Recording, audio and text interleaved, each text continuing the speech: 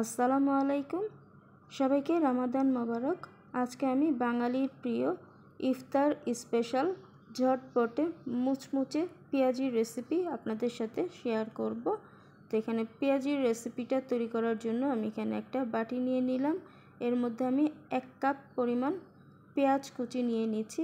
এবার পেঁয়াজ কুচিটাকে জাস্ট হাতের সাহায্যে একটু ভালো করে কচলে নিচ্ছি, এতে করে পেঁয়াজের প্রতিটা পার্ট একটা থেকে একটা খুলে আসবে। তো এই যে পেঁয়াজিটাকে আমি পেঁয়াজগুলোকে ভেঙে দিলাম। তো এখন এর মধ্যে আমি পরিমাণ মতো লবণ দিয়ে দিচ্ছি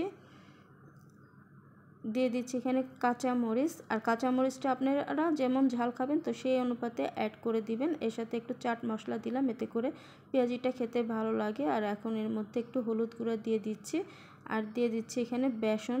এখানে প্রায় 1.5 টেবিল চামচ ভরে ভরে দিয়েছি। আর এখানে দিয়ে দিচ্ছি 1 টেবিল চামচের মতো চালের গুঁড়ি। তো এবার সব কিছু দিয়ে খুব ভালো করে পেঁয়াজটাকে ভালো করে মাখিয়ে নিতে হবে।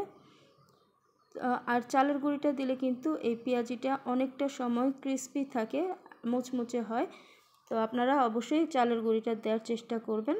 তো এখন এর মধ্যে জাস্ট সামান্য একটু পানি দিয়ে দিলাম, 1 চামচের মতো পানি দিয়েছি, দিয়ে এটাকে আবারও ভালো করে মাখিয়ে নিলাম।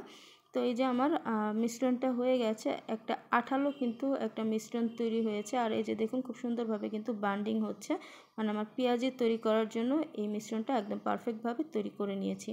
তো এখন আমি এই পেঁয়াজিগুলোকে ভাজবো, এই জন্য চুলায় একটা প্যান বসিয়ে তাতে তেল গরম করে নিয়েছি। এখন এই পেঁয়াজির মিশ্রণটা থেকে একটা চামচের সাহায্যে অল্প অল্প করে নিয়ে আমি গরম তেলের মধ্যে ছেড়ে দিব। তো আপনারা আপনাদের পছন্দ মতো যে কোনো শেপ দিয়ে কিন্তু এই পেঁয়াজিগুলো তৈরি করতে পারেন। চাইলে আপনারা হাতের সাহায্যে বড়ার মতো করেও কিন্তু এই পেঁয়াজিগুলো তৈরি করতে পারবেন। তো এই যে এখানে আমি কয়েকটি পেঁয়াজি দিয়ে দিলাম। এবার পেঁয়াজিগুলোকে আমি এক পাশ হলে আরেক পাশ উল্টে দিব।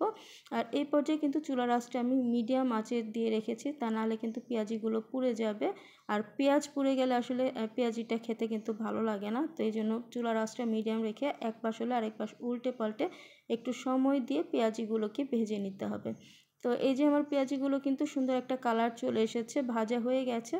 তো এখন আমি একটা একটা করে পেঁয়াজিগুলোকে তুলে নিচ্ছি। আর পেঁয়াজিগুলো যখন তুলবো তখন একটা টিস্যু পেপারের উপরে তুলতে হবে, তাহলে পেঁয়াজের যে এক্সট্রা যে তেল থাকে তো সেই তেলটা কিন্তু শুষে নেবে। তো এইভাবে করে আমি বাকি পেঁয়াজিগুলো ভেজে নিব। তো এই যে আমি সবগুলো পেঁয়াজি ভেজে নিয়ে চলে এসেছি। তো তৈরি হয়ে গেছে ইফতার স্পেশাল ঝটপটে মুচমুচে পেঁয়াজি রেসিপি।